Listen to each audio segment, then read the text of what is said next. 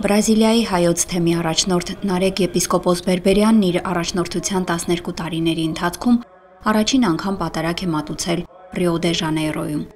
Թեև Ռիոյի հայոց համայնքը ձևավորվել է դեռևս 19-րդ դարի 80-ական թվականներին, քաղաքում մինչ օրս հայկական եկեղեցի չկա։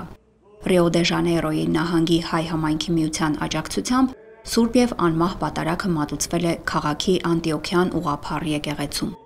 Պատարագի ավարտին կատարվել է նաև ջրօրհնեքի արարողություն եւ մարդկանց օրհնված ջուր է բաշխվել։ Այս այցելությունը լեցուց բոլորի սրտերը ուրախությամբ եւ նորոգված հոգեվոր ոգիով։ Հույս ունիմ, որ այս օրհնյալ հանդիպումը պիտի զորացնի մեր հավատացյալներուն միության գաբերը եւ պիտի ոգեշնչի նման այլ այցելություններ, որբեսի միասին կարողանանք դարձնել Ռիո դե Ժանեյրոյի հայ համայնքը ավելի ուժեղ, ավելի կենդանի եւ ինչու՞ չէ, ավելի խորարմատ հավատքի եւ սիրո մեջ։ Հայ համայնքի նախագահը Աբրահամ Կուլաջյանն է։ Նա երկար տարիներ ապրել է Հայաստանում, այնուհետև բնակություն է հաստատել Ռիո դե Ժանեյրոյում։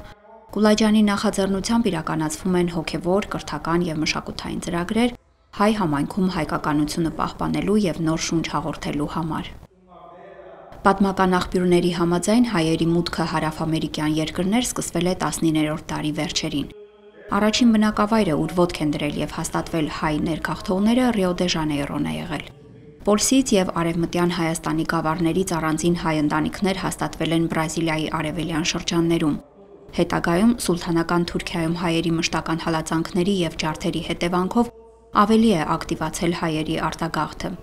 Բրազիլիայում հայկական համայնքի ձևավորման սկիզբը ընդունված է համարել 1890-ականի վերջերը,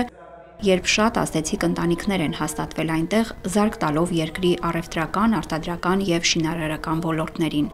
կառուցել են երկաթուղիներ եւ մայրուղիներ։ Հետագայում ցեղասպանությունից հետո համայնքը համալրվել է Սիրիայից, Լիբանանից, Եգիպտոսից, Թուրքիայից եւ արևելքի այլ երկրներից ժամանած փախստական հայերի մեծաթիվ խմբերով։ Ռիո դե Ժանեյրոյում մատուցված պատարագին ներկա էին դիվանագիտական կառույցների ներկայացուցիչներ Հայաստանից եւ Հունաստանից,